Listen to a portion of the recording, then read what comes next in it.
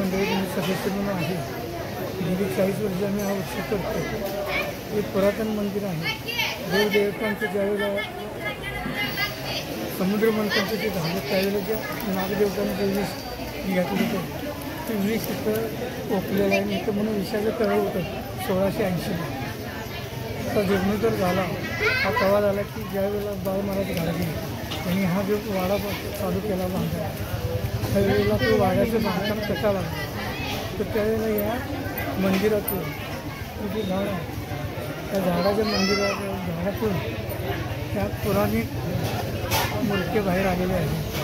त्या मूर्त्यांचं छोटं मंदिर करून याला जीर्णोद्धार केलेलं आहे. तिथून मी आमचा उत्सव चालू झाला की अजूनही आहे.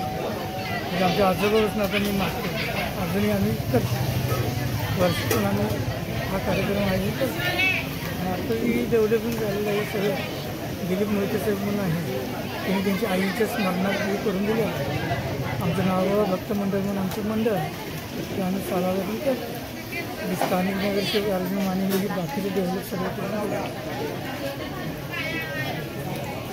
हे नागाव पार्कातील मंदिर आहे. नागाव पार्कमध्ये नागाव मंदिर म्हणून प्रसिद्ध आहे.